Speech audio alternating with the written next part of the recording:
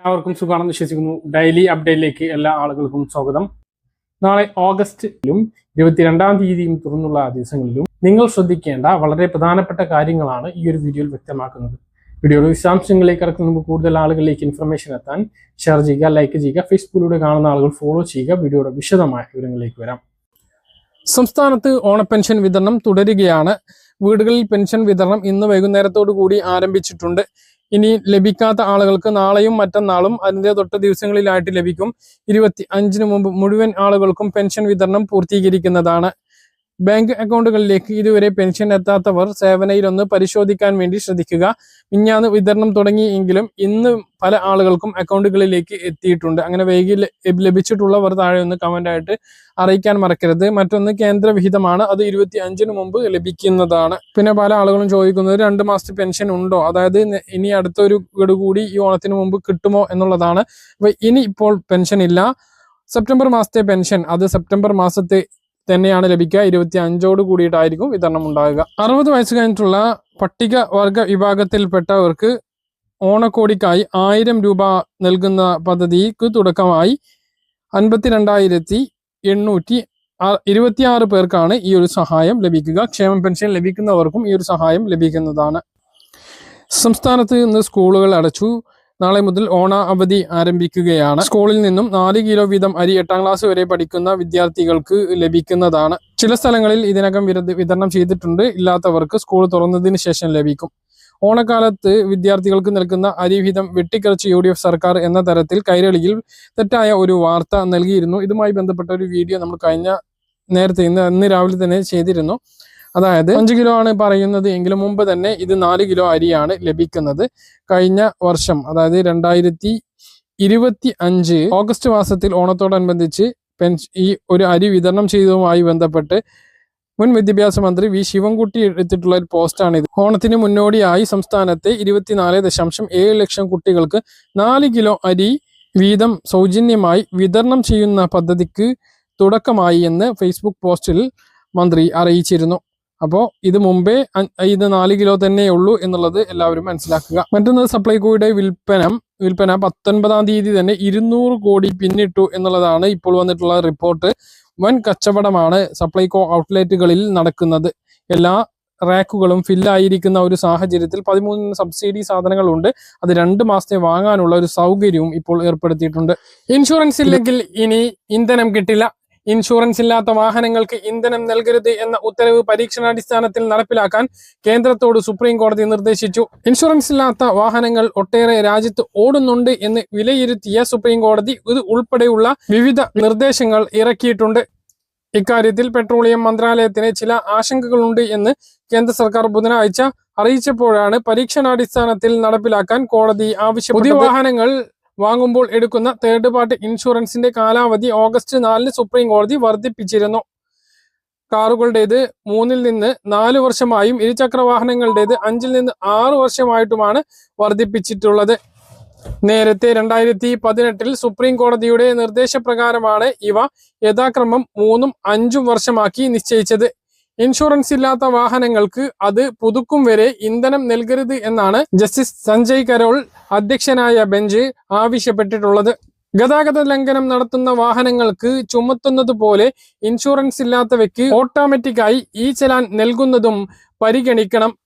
ഇന്ത്യയിലെ ഓടുന്ന വാഹനങ്ങളിൽ 56%-നും ഇൻഷുറൻസ് ഇല്ലെന്ന പാർലമെന്ററി സ്റ്റാൻഡിംഗ് കമ്മിറ്റിയുടെ റിപ്പോർട്ടും സുപ്രീം കോടതി ചൂണ്ടിക്കാട്ടി. വാഹനം പോർട്ടലിൽ നിന്നും ഇൻഷുറൻസ് വിവരങ്ങൾ ശേഖരിച്ച് പരിശോധിക്കാനുള്ള ഉപകരണങ്ങൾ പോലീസുമാർക്ക് നൽകണമെന്നും കോടതി ആവശ്യപ്പെട്ടു. അപ്പോൾ വളരെ പ്രധാനപ്പെട്ട 2 കാര്യങ്ങളാണ് സുപ്രീം കോടതി കേന്ദ്ര സർക്കാരിനോട് ആവശ്യപ്പെട്ടിട്ടുള്ളത്. ഒന്ന്, ഇൻഷുറൻസ് ഇല്ലാത്ത വാഹനങ്ങൾക്ക് ഇന്ധനം നൽകരുത്. മറ്റൊന്ന്, ഇൻഷുറൻസ് തെറ്റിക്കഴിഞ്ഞാൽ ഉടൻ തന്നെ ചലാൻ നൽകുക എന്നുള്ളതാണ്. അതായത് പിഴ പിന്നീട് അടയ്ക്കേണ്ടി വരും. ഇൻഷുറൻസ് അടച്ചാൽ മാത്രം പോരാ, പിഴ അടയ്ക്കേണ്ടി വരും. നിലവിൽ ഇൻഷുറൻസ് തെറ്റിയാൽ പോലും വാഹനം റോഡിൽ ഇറക്കുമ്പോൾ മാത്രമാണ് അതൊരു നിയമവിരുദ്ധമാകുന്നത്. എന്നാൽ ഈ ചലാൻ നൽകുമ്പോൾ ഇൻഷുറൻസ് തെറ്റിക്കഴിഞ്ഞാൽ അതിൻ്റെ രേഖകൾ പരിശോധിച്ച് ചലാൻ നൽകുന്ന ഒരു രീതിയിലേക്ക് വരും. ഇൻഷുറൻസ് അതാ കൃത്യസമയത്ത് അടയ്ക്കേണ്ടി വരും. തേർഡ് പാർട്ടി ഇൻഷുറൻസ് ഉണ്ട് എങ്കിൽ ഇതിൽ നിന്നെല്ലാം മോചനം ഉണ്ട് എങ്കിലും തേർഡ് പാർട്ടി ഇൻഷുറൻസിന് വാഹനം അപകടത്തിൽപ്പെടുമ്പോൾ വാഹന ഉടമക്കോ വാഹനത്തിനോ ഒന്നും ലഭിക്കില്ല. മൂന്നാം കക്ഷിക്ക് മാത്രമാണ്, അതായത് വാഹനം ഇടിച്ചതുകൊണ്ട് പരിക്ക് പറ്റുന്ന ആൾക്ക് മാത്രമാണ് അതുകൊണ്ടുള്ള പരിരക്ഷ ലഭിക്കുക. മാത്രമല്ല, ഇൻഷുറൻസ് ഇല്ലാതെ വാഹനം ഓടിച്ച് അത് അപകടത്തിൽപ്പെടുകയും അപകടത്തിൽ ഒരാൾ മരണപ്പെടുകയൊക്കെ ചെയ്താൽ വലിയ പ്രശ്നമാണ്. അത് വലിയ സാമ്പത്തിക ബാധ്യതയായിരിക്കും പിന്നീട് ഉണ്ടാകുക. കോടതിയിൽ നിന്നും കേസ് വിധിയാകുന്നത് മരണപ്പെട്ട ആൾക്ക് ലഭിക്കേണ്ട ഇൻഷുറൻസ് തുക മുഴുവനായും അപകടം ഉണ്ടാക്കിയ വാഹന ഉടമ നൽകേണ്ടി വരും. അത് 1/2 കോടി മുതൽ 1 കോടി വരെയൊക്കെ ആവാം. കുടുംബം വിറ്റാൽ പോലും അത് തീരില്ല എന്നുള്ളത് കൂടി ഓർമ്മിപ്പിക്കുന്നു. സെൻസസ് ചോദ്യാവലിയിൽ മാതാപിതാക്കളുടെ ജന്മസ്ഥലവും മതവും ഉൾപ്പെടുത്തിയ നടപടിയെ വിമർശിച്ച് പ്രതിപക്ഷ നേതാവ് പിണറായി വിജയൻ ഫേസ്ബുക്കിലാണ് ഇക്കാര്യം കുറിച്ചിട്ടുള്ളത്. ദേശീയ ജനസംഖ്യാ രജിസ്റ്റർ NPR തയ്യാറാക്കാനുള്ള അജണ്ടകളാണ് കേന്ദ്രം ഇതിലൂടെ ലക്ഷ്യമിടുന്നത് എന്ന് അദ്ദേഹം ആരോപിച്ചു. സെൻസസ് ചോദ്യത്തിൽ ഇത്തരമൊരു ആശങ്ക ഉയർന്നിട്ടും പ്രതികരിക്കാത്തതിൽ പിണറായി വിജയൻ UDF സർക്കാരിനെ വിമർശിച്ചു. കേരളത്തിൽ NPR നടപ്പിലാക്കില്ലെന്ന് LDF സർക്കാർ തീരുമാനിച്ചതാണ് എന്നും ഭരണമാറ്റത്തോടെ കേന്ദ്ര സർക്കാരിന്റെ അജണ്ടകൾ നടപ്പിലാക്കാനാണ് UDF സർക്കാർ ശ്രമിക്കുന്നത് എന്നും പിണറായി വിജയൻ ആരോപിച്ചു. മറ്റു പ്രധാനപ്പെട്ട അറിയിപ്പ്: സംസ്ഥാനത്ത് വിരമിച്ച അംഗനവാടി ജീവനക്കാർക്കുള്ള പെൻഷൻ വിതരണം ഇന്നു മുതൽ ആരംഭിച്ചിട്ടുണ്ട്. ശിശു വനിതാ വികസന വകുപ്പ് മന്ത്രി ബിന്ദു കൃഷ്ണയാണ് ഇക്കാര്യം അറിയിച്ചത്. 3 മാസത്തെ പെൻഷൻ തുകയാണ് ആദ്യഘട്ടത്തിൽ വിതരണം ചെയ്യുക. അംഗനവാടി പെൻഷൻ വിതരണത്തിൽ സംസ്ഥാന സർക്കാർ 2 ഘട്ടങ്ങളിലായി 34 കോടി രൂപ അനുവദിച്ചു. ഈ തുക പെൻഷൻ വിതരണത്തിന് വേണ്ടി വിനിയോഗിക്കുമെന്നും മന്ത്രി അറിയിച്ചു. കഴിഞ്ഞ സർക്കാർ എല്ലാ മേഖലകളിലും വരുത്തിവെച്ചിട്ടുള്ള കുടിശ്ശികയുടെ ഒരു അവസ്ഥയാണിത്. കഴിഞ്ഞ സർക്കാർ വരുത്തിയ കുടിശ്ശിക ഉൾപ്പെടെ തുകയാണ് വിരമിച്ച ജീവനക്കാർക്ക് ഇപ്പോൾ നൽകുന്നത്. ഓണത്തിന് മുമ്പ് പെൻഷൻ തുക നൽകുമെന്ന് മന്ത്രി ബിന്ദു കൃഷ്ണ വിരമിച്ച ജീവനക്കാർക്ക് ഉറപ്പ് നൽകിയിരുന്നു. ശേഷിക്കുന്ന പെൻഷൻ തുക ഈ മാസം അവസാനത്തോടെ വിതരണം ചെയ്യുമെന്നും മന്ത്രി അറിയിച്ചു. സാമൂഹ്യ സുരക്ഷാ ക്ഷേമ പെൻഷൻ അട്ടിമറിക്കാനുള്ള UDF സർക്കാരിന്റെ നീക്കങ്ങളിൽ പ്രതിഷേധിച്ച് പെൻഷൻ ഗുണഭോക്താക്കൾ വില്ലേജ് ഓഫീസിനു മുന്നിൽ പ്രതിഷേധ കൂട്ടായ്മ സംഘടിപ്പിച്ചു എന്ന് ദേശാഭിമാനി റിപ്പോർട്ട് ചെയ്തു. ക്ഷേമ പെൻഷൻ വീടുകളിൽ നിന്നും നേരിട്ടെത്തിക്കുന്ന രീതി തുടരണമെന്ന് ആവശ്യപ്പെട്ടാണ് കർഷക തൊഴിലാളി യൂണിയന്റെ നേതൃത്വത്തിൽ കൂട്ടായ്മ സംഘടിപ്പിച്ചത് എന്നും റിപ്പോർട്ടിൽ പറയുന്നു. സംസ്ഥാനത്തെ 100 കണക്കിന് വില്ലേജ് ഓഫീസുകളുടെ മുന്നിൽ നടന്ന പ്രതിഷേധത്തിൽ ആയിരക്കണക്കിന് ആളുകൾ പങ്കാളികളായി എന്നും ക്ഷേമവും സുരക്ഷയും ഔദാര്യമല്ല അവകാശമാണ് എന്ന മുദ്രാവാക്യമാണ് പ്രതിഷേധക്കാർ ഉയർത്തിയത് എന്നും ഇതിൽ പറയുന്നു. ഇമ്പച്ചിബാവ ഭവന പുനരുദ്ധാരണ പദ്ധതിക്കുള്ള അപേക്ഷ ക്ഷണിച്ചു. ന്യൂനപക്ഷ മതവിഭാഗങ്ങളിൽപ്പെട്ട വിധവകൾ, വിവാഹബന്ധം വേർപ്പെടുത്തിയവർ, ഉപേക്ഷിക്കപ്പെട്ട സ്ത്രീകൾ എന്നിവരുടെ ഭവന പുനരുദ്ധാരണത്തിനായി ന്യൂനപക്ഷ ക്ഷേമ വകുപ്പ് നടപ്പിലാക്കുന്ന ഇമ്പച്ചിബാവ ഭവന പുനരുദ്ധാരണ പദ്ധതി പ്രകാരം ധനസഹായം നൽകുന്നതിനാണ് അപേക്ഷ ക്ഷണിച്ചിട്ടുള്ളത്.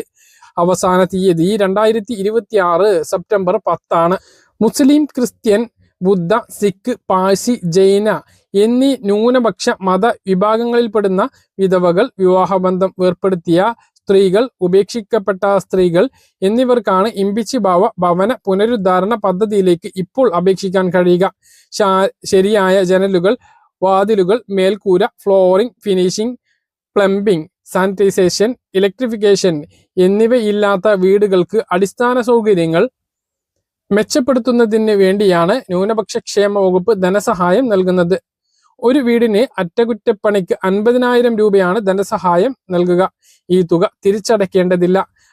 അപേക്ഷയുടെ സ്വന്തം പേരിലോ അല്ലെങ്കിൽ വിട്ടുപോയ പങ്കാളിയുടെ പേരിലോ അല്ലെങ്കിൽ നഷ്ടപ്പെട്ടു പോയ പങ്കാളിയുടെ പേരിലോ ഉള്ള ഈ വീടിന് 1200 സ്ക്വയർ ഫീറ്റിൽ കൂടാൻ പാടില്ല. അപേക്ഷക കുടുംബത്തിലെ ഏക വരുമാന ദാതാവായിരിക്കണം. BPL കുടുംബങ്ങൾക്ക് മുൻഗണന ലഭിക്കുമെങ്കിലും ഇവരുടെ അഭാവത്തിൽ മറ്റുള്ളവരെ കൂടി പരിഗണിക്കുന്നതാണ്. അപേക്ഷകർക്കോ അവരുടെ മക്കൾക്കോ ശാരീരിക മാനസിക വെല്ലുവിളികൾ നേരിടുന്നുണ്ട് എങ്കിൽ മുൻഗണന ലഭിക്കും. പെൺകുട്ടികൾ മാത്രമുള്ളവർ, മക്കളില്ലാത്ത സ്ത്രീകൾ എന്നിവർക്കും മുൻഗണന ലഭിക്കുന്നതാണ്. സർക്കാർ, അർദ്ധ സർക്കാർ സ്ഥാപനങ്ങളിൽ സ്ഥിര വരുമാനം ലഭിക്കുന്ന മക്കളുള്ള വിധവകൾ, സർക്കാരിൽ നിന്നോ സമാന ഏജൻസികളിൽ നിന്നോ ഇതിനു മുമ്പ് 10 വർഷത്തിനുള്ളിൽ ഭവന നിർമ്മാണത്തിന് സഹായം ലഭിച്ചവർ എന്നിവർ വീണ്ടും അപേക്ഷിക്കേണ്ടതില്ല. വകുപ്പിൽ പ്രത്യേകം തയ്യാറാക്കിയ അപേക്ഷാ ഫോം മുഖേനയാണ് അപേക്ഷ സമർപ്പിക്കേണ്ടത്. സഹായത്തിനായി അപേക്ഷിക്കുന്ന വീട് ഉൾപ്പെടുന്ന ഭൂമിയുടെ കരം ഒടുക്കിയ റെസീറ്റിന്റെ പകർപ്പ്, റേഷൻ കാർഡിന്റെ പകർപ്പ് എന്നിവയോടൊപ്പം വീട് റിപ്പയർ ചെയ്യേണ്ടതിനും വീടിന്റെ വിസ്തീർണം തെളിയിക്കുന്നതിനും മറ്റു വകുപ്പുകളിൽ നിന്നോ സമാന ഏജൻസികളിൽ നിന്നോ അപേക്ഷകർക്ക് 10 വർഷത്തിനുള്ളിൽ ഭവന നിർമ്മാണത്തിനോ പുനരുദ്ധാരണത്തിനോ സഹായം ലഭിച്ചിട്ടില്ല എന്നതിനും ആവശ്യമായിട്ടുള്ള സാക്ഷ്യപത്രം ബന്ധപ്പെട്ട തദ്ദേശ സ്വയംഭരണ സ്ഥാപനത്തിന്റെ ഉദ്യോഗസ്ഥരിൽ നിന്നും ലഭിച്ചിട്ടുള്ള രേഖ അപേക്ഷയോടൊപ്പം ഹാജരാക്കണം. അപേക്ഷയും അനുബന്ധ രേഖകൾ സഹിതം അതാത് ജില്ലാ കളക്ടറിലെ ന്യൂനപക്ഷക്ഷേമ സെക്ഷനിൽ നേരിട്ടോ ഡെപ്യൂട്ടി കളക്ടർ ജനറൽ ജില്ലാ ന്യൂനപക്ഷ സെക്ഷൻ ജില്ലാ കളക്ടറേറ്റ് എന്ന വിലാസത്തിൽ അതാത് ജില്ലാ കളക്ടറേറ്റിലേക്ക് തപാൽ മുഖാന്തരവും അപേക്ഷ സമർപ്പിക്കാവുന്നതാണ്. www.minorityWelfare.kerala.gov.in എന്ന വെബ്സൈറ്റിൽ നിന്നും www.mwdscholarship.gov.in എന്ന വെബ്സൈറ്റിൽ നിന്നും അപേക്ഷാ ഫോം ഡൗൺലോഡ് ചെയ്യാവുന്നതാണ്. അപേക്ഷകൾ അതാത് ജില്ലാ കളക്ടറേറ്റിൽ സ്വീകരിക്കുന്ന അവസാന തീയതി 2026 സെപ്റ്റംബർ 10 കൂടുതൽ വിവരങ്ങൾക്ക് 047123005223 എന്ന നമ്പറിലോ അല്ലെങ്കിൽ അവസാന 23 മാറ്റി 24 എന്ന നമ്പറിലോ വിളിക്കാവുന്നതാണ്. 047123029090 എന്ന നമ്പറിലും വിളിക്കാം. പറഞ്ഞ കാര്യങ്ങൾ കൃത്യമായിട്ട് മനസ്സിലാണെന്ന് കരുതുന്നു. ഇതുപോലുള്ള ഇൻഫർമേഷനുകൾക്ക് ഫോളോ ചെയ്യുക, സബ്സ്ക്രൈബ് ചെയ്യുക. മറ്റൊരു വീഡിയോയുമായി നമുക്ക് വീണ്ടും കാണാം. ബൈ.